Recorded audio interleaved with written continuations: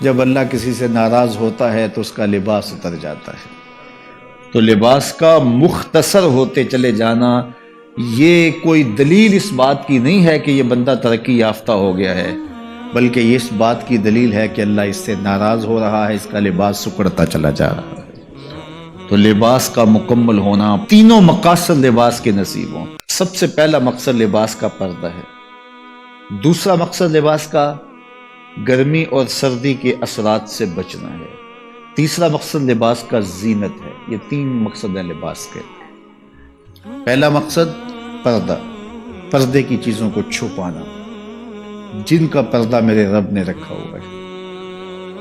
دیکھو اللہ نے حضرت انسان کو شعور دیا، اس لیے اس کو پردہ کرنا پڑتا ہے۔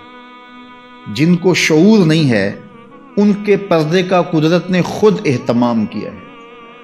جانوروں کے بال رکھے ہیں اور ان کے کچھ اعضاء اس طرح پیدا کیے ہیں کہ ان کا پردہ رہتا ہے، لیکن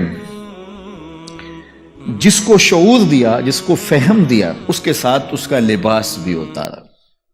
اور شرم اور حیا جب ہوتی ہے تو لباس کا اترنا طبیعت پہ شاہ گزرتا ہے۔ اگر اعضائے بدنیہ کا اظہار ہو لباس سے تو پھر لباس کا یہ بنیادی مقصد تھا تو یہ بھی پورا نہیں ہوگا۔ اس لیے فرمایا جو عورتیں لباس پہن کر بھی ننگی نظر آتی ہیں قیامت کے دن برہنہ اٹھائی جائیں گی۔ رسوا لباس پہننے کے باوجود بھی وہ جو ہے وہ برہنہ دکھائی دے گی۔ ان کے اعضائے بدنیہ کا اظہار ان کے لباس سے ہوتا ہے تو پھر وہ لباس کیسا ہوا؟ لباس تو پردے کے لیے تھا، زینت کے لیے تھا، موسمی اثرات سے بچانے کے لیے تھا۔ یہ تین مقصد تھے لباس کے، تو بنیادی مقصد پردہ تھا۔ تو اگر وہی حاصل نہ ہوا تو پھر لباس کا مقصد کیا ہوا؟ تو یہ بات ذہن میں رکھیے گا کہ جب کسی بھی معاشرت میں ان کا لباس سمٹتا ہے تو پھر معاشرے کے اندر جو ہے وہ بے حیائی پھیلتی۔ آج کل یہ شارٹس پہننے کی عادت ہو گئی ہے اور اس میں یہ گھٹنے بھی ننگے ہوتے ہیں، جبکہ گھٹنا شامل ہے آپ کے پردے میں، آپ کے سطر میں۔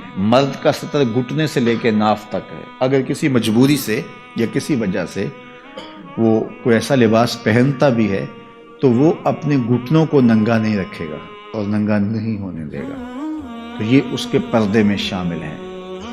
تو قوموں کا بے لباس ہونا یہ قوموں کی تہذیب کا پتہ دیتا ہے۔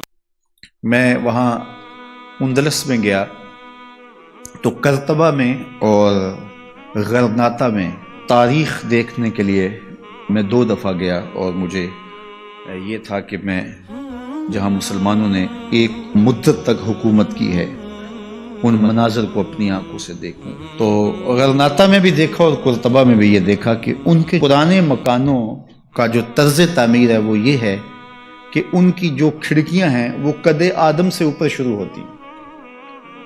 یعنی ہمارے ہاں تو وہ آج کل یہ نیا جو طرز تعمیر آیا ہے کچھ عرصے سے کہ 4 فٹ کی گلی ہم اطراف میں چھوڑتے ہیں اور دیوار اوپر کر کے تو کھڑکیاں نیچے تک لے جاتے ہیں، تو تاکہ ہوا کی گزرگاہ آسان ہو۔ اور جب یہ گلی چھوڑنے کا رواج نہیں تھا تو جو گھر کے کمرے کی کھڑکی ہوتی تھی یا صحن کی کھڑکی ہوتی تھی وہ ڈائریکٹ گلی میں کھلتی تھی۔ تو اس وقت طرز تعمیر جو مسلمانوں کا تھا اور جو دوسرے لوگوں کا طرز تعمیر تھا اس میں فرق تھا۔ جو دوسرے لوگ تھے وہ نیچے سے کھڑکی شروع کرتے تھے اور ہم قد آدم سے اوپر شروع کرتے تھے، چونکہ یہ طرز تعمیر بتاتا ہے کہ اندر کوئی حیا والے رہتے ہیں اور گلی سے گزرنے والے شخص کی نظر اندر نہ پڑے۔